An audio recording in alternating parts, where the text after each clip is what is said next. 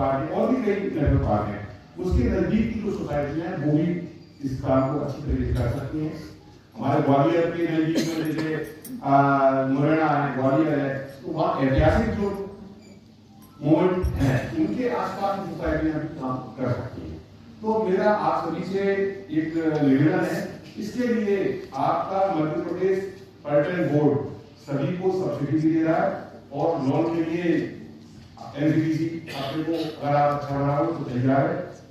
आप एक छोटा सा प्रयास करें, एक नया प्रयास करें और हर क्षेत्र में हर जगह में पर्यटन की असीम संभावनाएं भविष्य में जो भी अच्छी जगह है तो पर्यटन को लेके हर क्षेत्र में एक बड़ा जो झुकाव आपको देखने मिलेगा वो भविष्य में आने वाला है।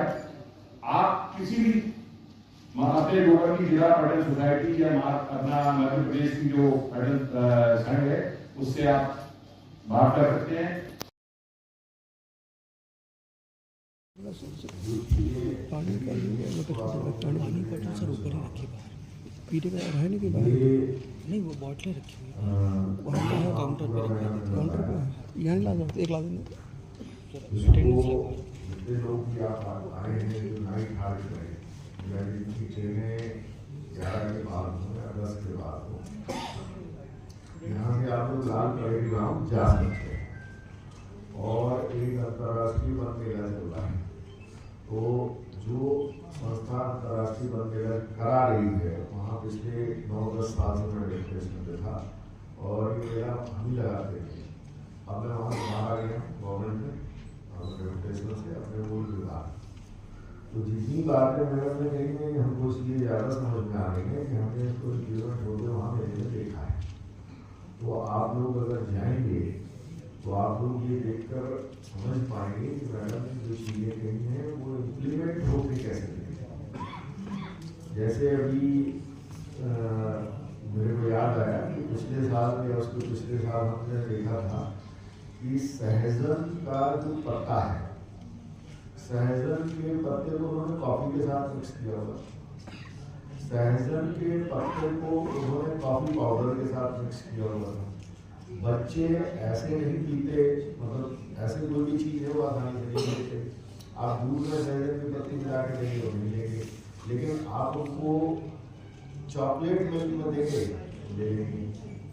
तो ये सवाल ये है कि ये पूरे की रेलेवेंस क्या है हमारे लिए, हम क्या कर सकते हैं। तो हम पूरा प्लांट नहीं करा सकते क्योंकि पूरा प्लांट बहुत बड़ा है।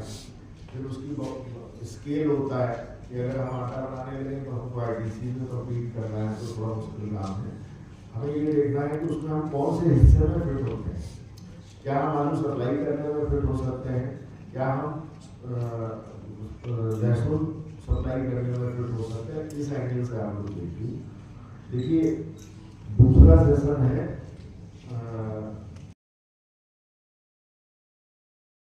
अगर मैं गेहूं को दलिया बना दूंगी तो थोड़ा सा ज्यादा होगा, गेहूं का आटा बनाऊंगी तो और ज्यादा होगा, मल्टीग्रेन आटा बनाऊंगी और ज्यादा होगा, कुकीज बना दूंगी और ज्यादा होगा।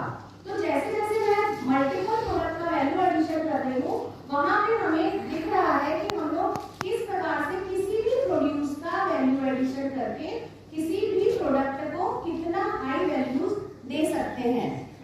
सबसे पहले अब मैं कुछ प्रोड्यूस की बात करती हूँ और कुछ प्रोडक्ट्स की बात करती हूँ कि हम लोगों ने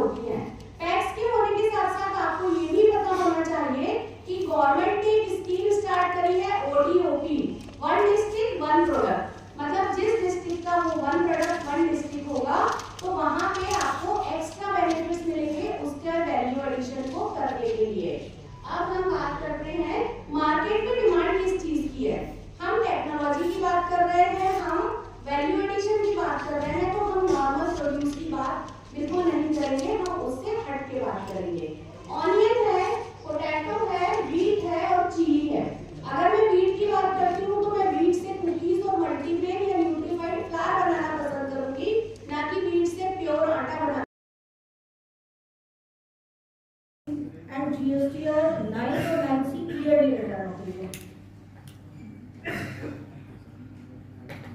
GSTR 1 जो है वो आप जो बिजनेस का पूरा विक्रय करते हैं, सेल कर रहे हैं, ये हर महीने अगले महीने की 10 तारीख तक रिटर्न फाइल करना होता है। ये बिल के बगैर GST के काम करते हैं। हाँ। और हमारी संस्थाएं क्या है, बगैर बिल के और बगैर GST के 1 रुपये का काम भी नहीं कर सकती। तो वो लोग क्या उस टैक्स के आड़ में उनसे कम रेट में व्यापार तो नहीं करते कि हम भी आपके साथ जुड़े और बैठे रहें, क्योंकि हमारा तो एक फिक्स है कि 151 तो 151 ही बोलेंगे, हम 149 नहीं बोल सकते उसको, और वो 140 भी बोल सकता है, उसके लिए क्या बांडेज करेंगे? हाँ, इसका देते हैं जो सरकार से अनुमोदित होता है। अगर हमने किसी को दिया नहीं तो वो यूपीएल का प्राइस ओवर प्लेस मिल सकता है। दूसरा क्या है, जो बिलिंग होता है वो जीएसटी के साथ ही होता है, और अथराइज जिनके पास लाइसेंस होता है पीसीएम देते हैं, और जो बड़े डिस्ट्रीब्यूटर हैं उनको ही देते हैं। इसीलिए लास्ट ईयर ऐसे करीब 10-12 लोग थे जिनके ऊपर हम लोगों ने, हमारा भी एक अपना इंटेलिजेंस सिस्टम होता है, तो छापेमारी वाली गवर्नमेंट के सपोर्ट से कराया था। 12 लोग, कुछ लोग यूपी दिल्ली में भी जाके सके तो मिले थे, उनको प्रॉपर देखने हुआ, कार्रवाई हुआ है। तो बड़ी कंपनियों का क्या होता है, प्रोडक्ट बिक करना या कभी एक्सपायरी प्रोडक्ट कहीं मार्केट से खरीदा कम रेट में बेच रहे हैं, ऐसा एक दो केसेस आता है तो उसका भी प्रावधान है, जो भी नियम कानून है उसके हिसाब से कार्रवाई होती है।